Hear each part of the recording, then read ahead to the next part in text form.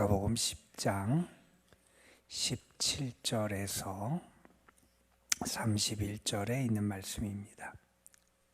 마가복음 10장 17절에서 31절에 있는 말씀,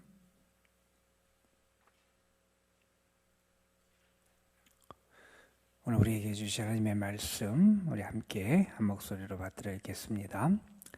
예수께서 길을 가실 때 한 사람이 달려와서 꿇어앉아 묻자오되 선한 선생님이여 내가 무엇을 하여야 영생을 얻으리까? 예수께서 이르시되 내가 어찌하여 나를 선하다 일컫느냐? 하나님 한 분 외에는 선한 이가 없느니라.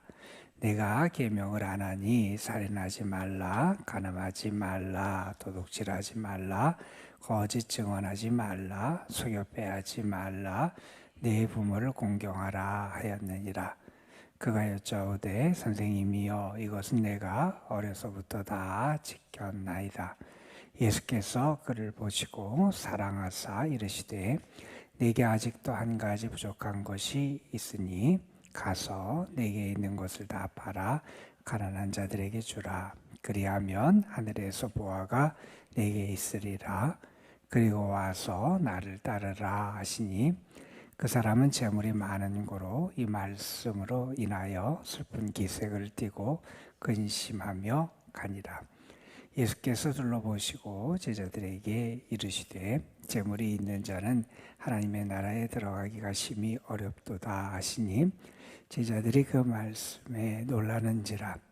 예수께서 다시 대답하여 이르시되 얘들아 하나님의 나라에 들어가기가 얼마나 어려운지 낙타가 바늘귀로 들어가는 것이 부자가 하나님의 나라에 들어가는 것보다 쉬우니라 하시니 제자들이 매우 놀라 서로 말하되 그런 중 누가 구원을 얻을 수 있는가 하니 예수께서 그들을 보시며 이르시되 사람으로는 할 수 없으되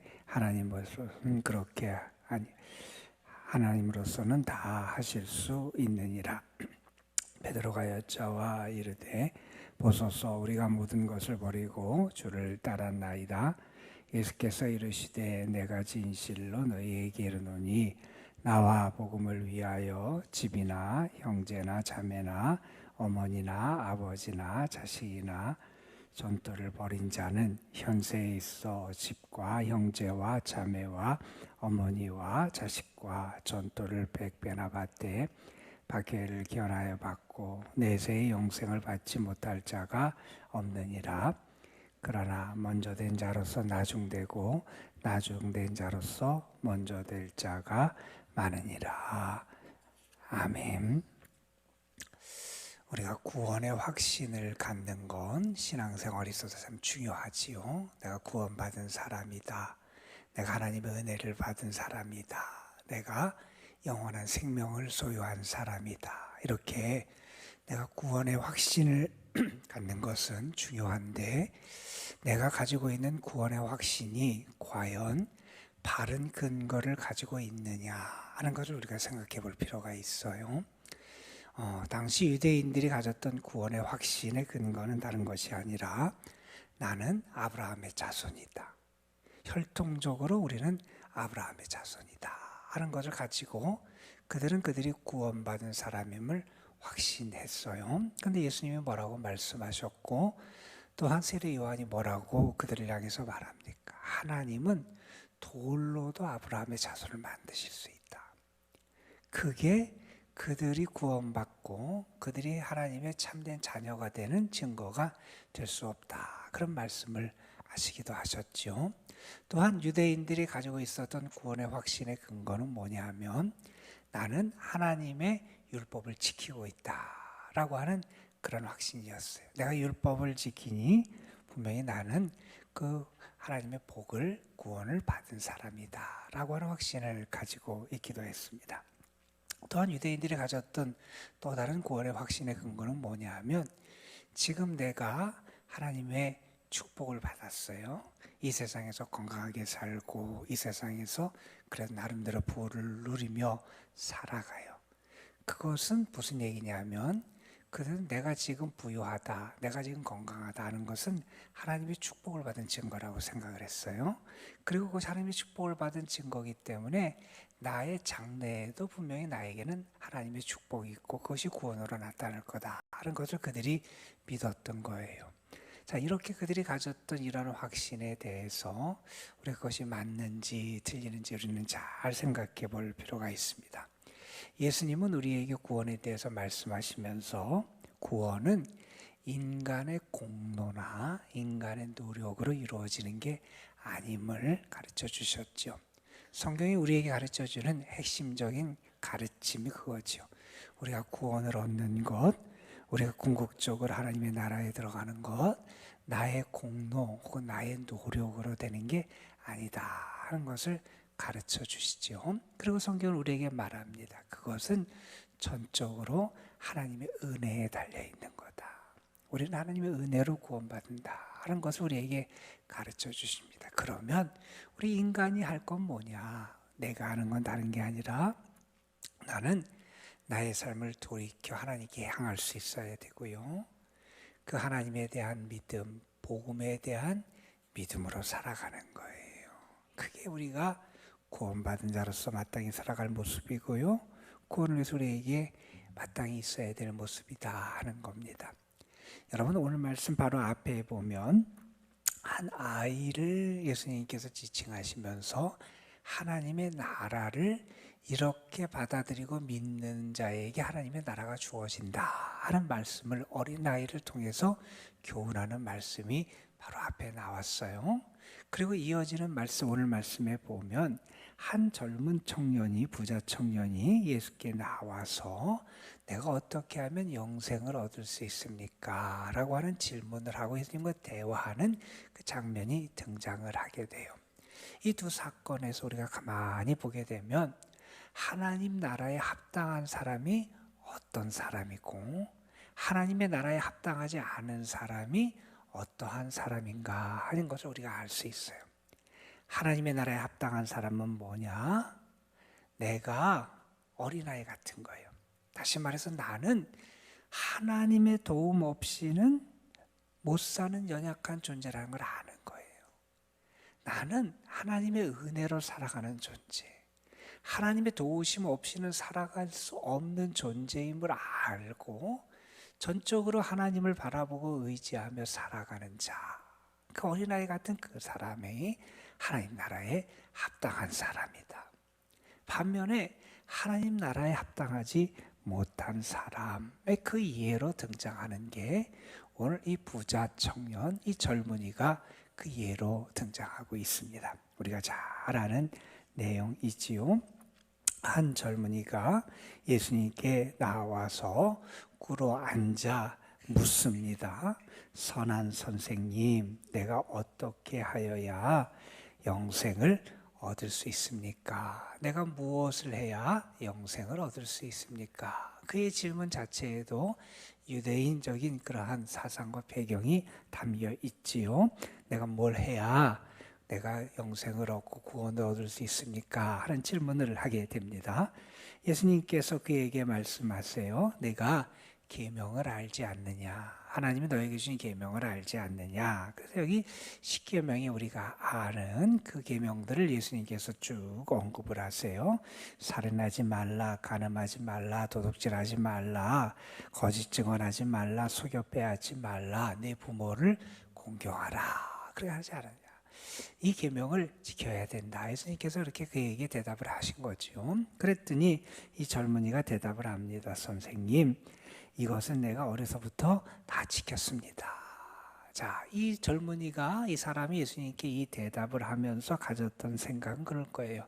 나는 내가 해야 될 바를 다 한 사람이다 하는 생각을 했을 것이고, 나의 종교 행위에 있어서 나는 부족함이 없는 사람이다 이렇게 아마 생각을 했을 거예요. 그래서 나는 이것을 어려서부터 다 지킨, 어떤 의미에서 유대적인 신앙의 관점, 유대 종교의 관점에서 나는 부족함 없이 다 한 사람입니다. 그렇게 아마 그는 자신하면서 대답을 했을 거예요. 자, 그때 21절에 보면 예수님께서 그를 사랑하셔서 말씀하세요. 내게 아직도 한 가지 부족한 것이 있다 하는 겁니다. 그런 제가 자신이 영생의 길에 아마 예수님의 말씀을 듣고 나는 이제 부족함이 없다고 생각할지 모르겠어요. 그런 사람을 향해서 예수님은 그의 종교적인 그런 자만심을 지금 부숴드리세요. 아니다. 너에게 부족한 것이 있다. 그 일을 깨닫게 하시면서 그에게 말씀하시지요. 내게 있는 것을 다 팔아 가난한 자들에게 주라. 그리하면 하늘에서 보화가 내게 있으리라. 여러분, 성경이 그런 얘기를 하죠. 마지막 때에 나타나는 사람들의 그런 모습 가운데 하나는 뭐냐? 사람들이 돈을 사랑하더라. 물질을 사랑하더라. 여러분, 하나님 우리에게 주신 축복 가운데 하나는 우리가 수고한 것을 거두게 하시는, 물질을 거두게 하시는 복도 주세요. 하나님의 축복이에요. 그런데 여러분, 내가 물질을 소유하는 것 자체가 그것이 죄악이거나 잘못은 결코 아니에요. 문제는 뭐냐 하면 그 물질 돈을 사랑하고 거기에 매여 살고 마치 그 물질을 하나님처럼 섬기고 나의 마음이 그것에 빼앗기고 그 물질에 대해 집착하고 돈에 대해 집착하는 것을 성경은 마지막 때에 악한 모습이라고 우리에게 가르쳐 주시잖아요. 아마 이 사람에게도 이 물질이 그의 삶에서 큰 장애가 됐던 것 같아요. 하나님께서 또한 주님께서 우리에게 이 사람과 똑같은 것을 모든 사람에게 아마 요구하시지는 않으실 것 같아요.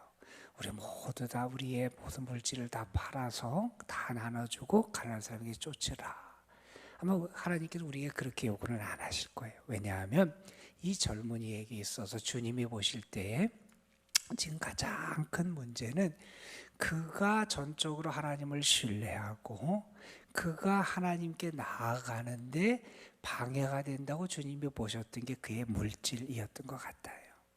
그의 물질이 그에게 하나님께 나아가고 전적으로 하나님을 의지하는데 장애가 됐기 때문에 주님은 그에게 그것을 내려놓기를 요구하고 계세요. 그것을 내려놓지 않고는 하나님께 나아갈 수 없다는 말씀을 하죠. 어제 오후에 남성교회 헌신 예배를 드리면서 나아만에 대한 설교를 했어요. 나아만이 문둥병이 들었죠. 한센병이 들어서 엘리사를 찾아오게 되고 엘리사가 요단강에 가서 7번 목욕을 해라 한 그 말씀을 읽었어요. 여러분, 목욕을 하기 위해서 나아만은 자기가 입었던 갑옷도 벗어야 되고요. 자기가 찼던 칼도 내려놔야 되고요. 지금까지 장군으로서 자신을 지켜왔던 것을 벗어야 물에 들어가서 목욕할 수 있었어요.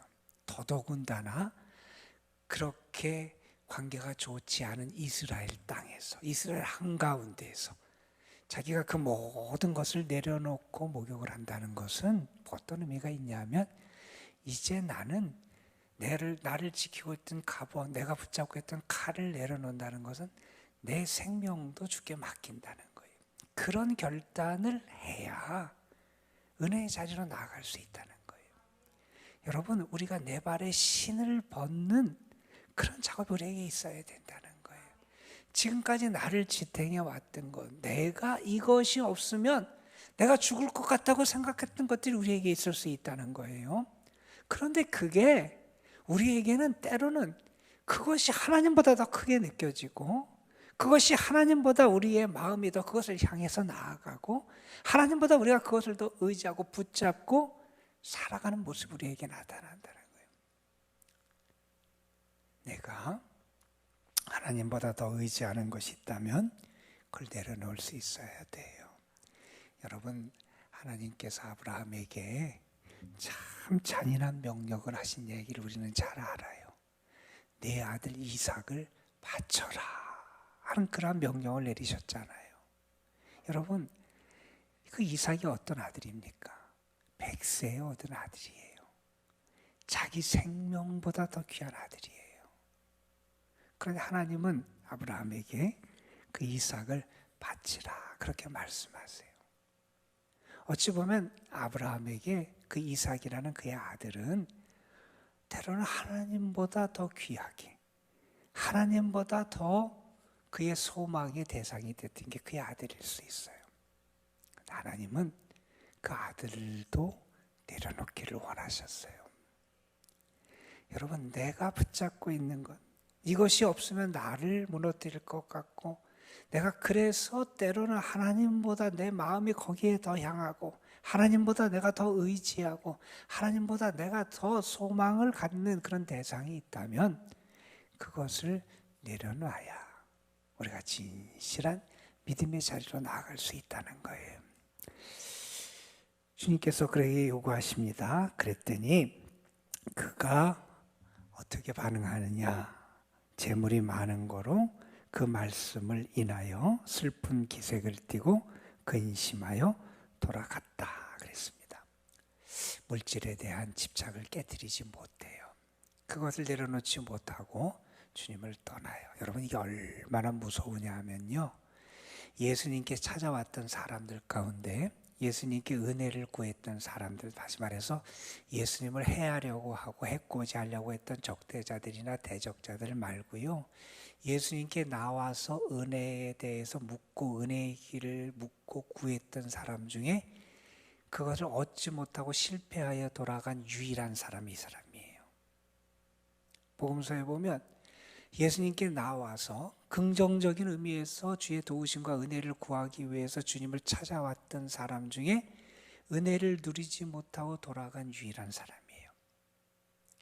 그러니까 물질에 대한 집착은 우리로 하여금 하나님보다 그 물질을 더 붙들게 할 수 있는 큰 위험이 있다는 거예요. 하나님은 그것을 깨기를 원하신다는 거예요. 자, 이 일 이후에 예수님께서 그런 말씀을 하시죠. 재물이 있는 자가 하나님의 나라에 들어가는 게 어렵다.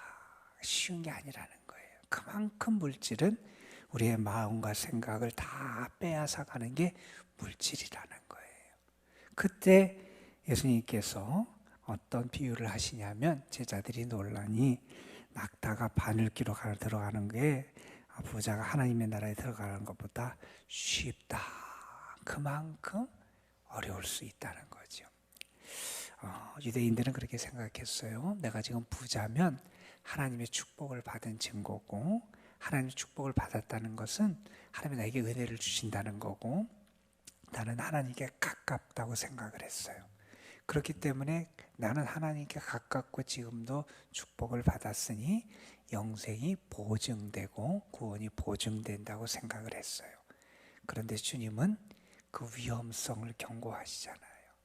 부 때문에 내가 하나님을 온전히 신뢰하지 못할 수 있다는 겁니다.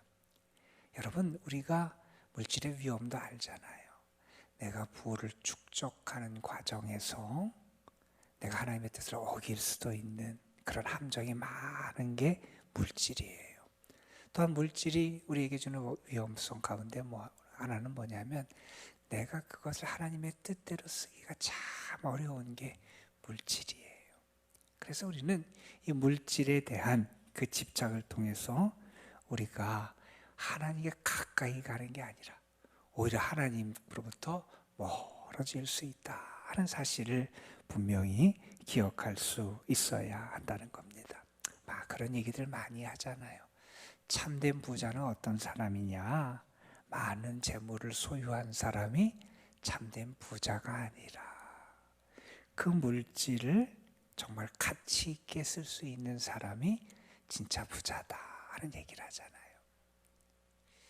자, 그리고 나서 제자들이 놀라서 그런 얘기를 해요. 그러면 주님, 도대체 누가 구원을 얻을 수 있습니까? 그러면 구원이 불가능한 거 아닙니까? 도대체 안 되는 거 아닙니까? 그렇게 물었을 때 예수님께서 이런 말씀을 하세요. 사람으로는 할 수 없으되 하나님으로는 그렇지 아니하니 하나님으로서는 다 하실 수 있느니라. 그러니까 내 생각에는 이거 뭐 이렇게 하면 될 것 같고 저렇게 하면 안 될 것 같고 이거는 뭐 가능할 것 같고 이렇게 하면은 이거는 가능성이 없을 것 같고 우리가 그렇게 생각하는데 우리의 인간적인 업적이나 공로나 나의 노력이나 나의 능력으로 우리가 구원받는 게 아니라는 거예요. 구원은 전적으로 하나님의 은혜로 들어가는 것이고 은혜로 우리가 구원받는다 하는 것을 알게 되고요. 예수님께서 또 이런 말씀을 덧붙이세요. 오늘 말씀 29절에 보면 나와 복음을 위하여 집이나 형제나 자매나 어머니나 자식, 아버지나 자식이나 전토를 벌인 자는 현세에 있어 그것보다 100배나 그것을 받게 된다. 그리고 그가 나중에는 영생을 받지 못할 자가 없다는 말씀을 하세요.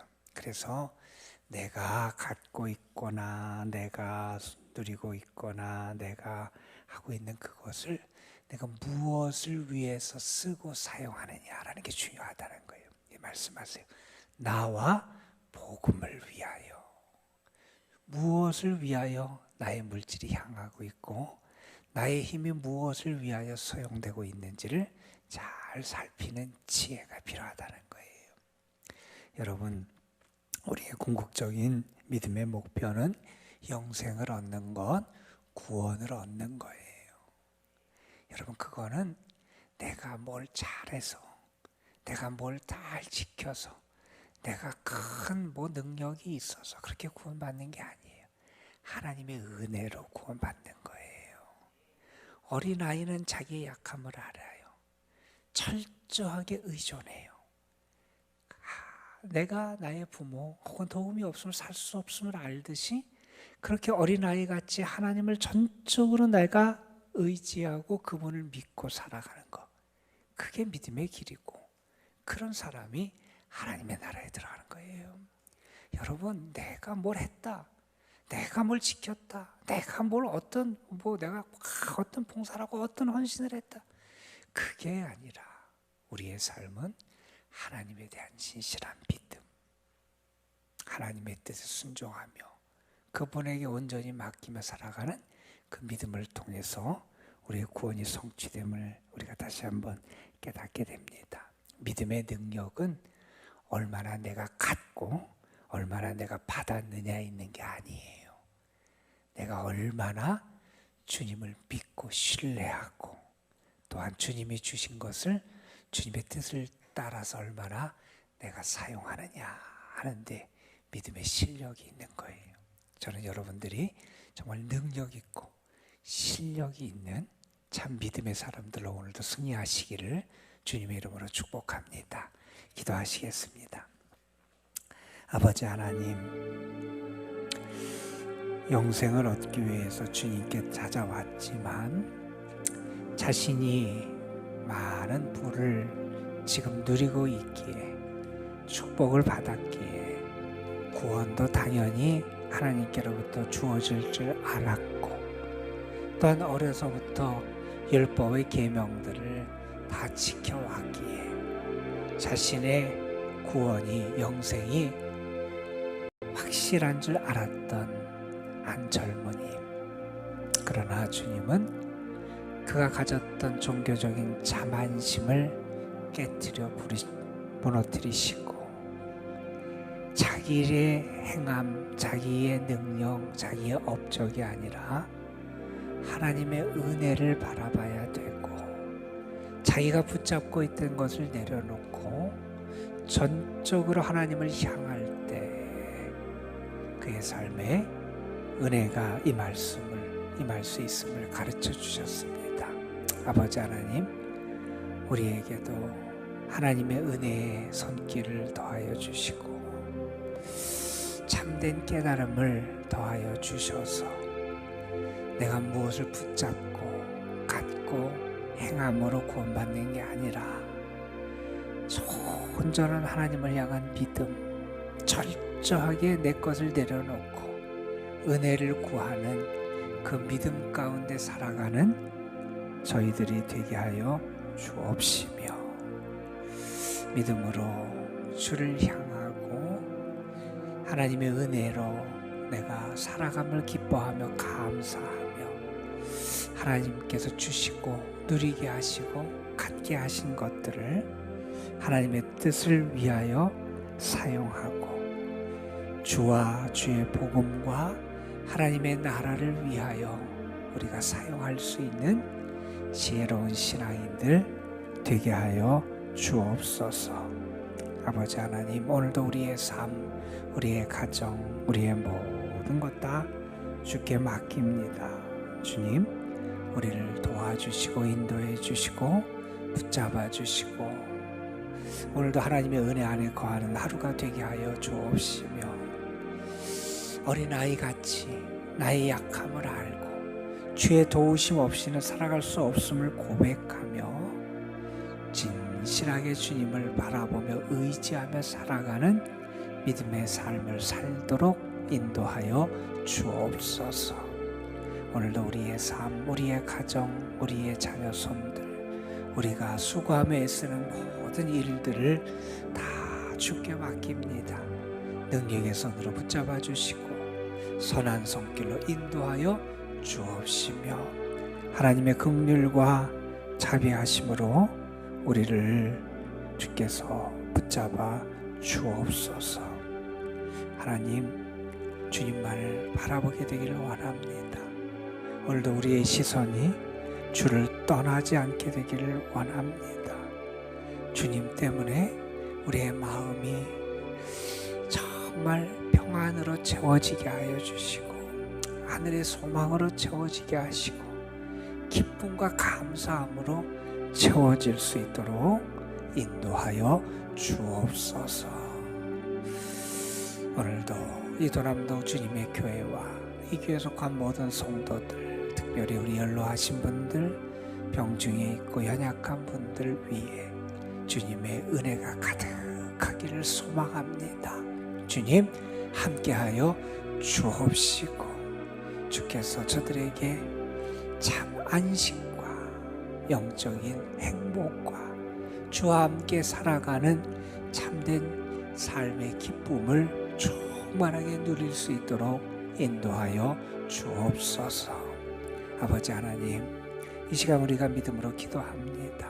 하나님, 아직도 나에게 내가 버리지 못하고 깨어 부수지 못한 것이 있다면 그것을 다 내려놓게 하시고 내 발에 신을 벗을 수 있는 그러한 믿음의 역사가 이 시간 우리에게 나타나게 하여 주옵소서.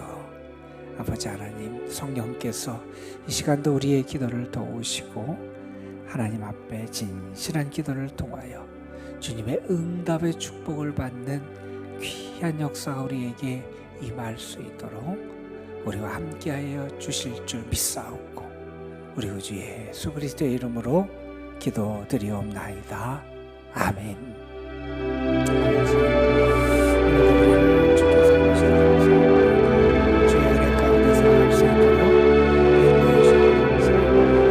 주님을 바라볼 수 있도록 도우셔서 감사합니다.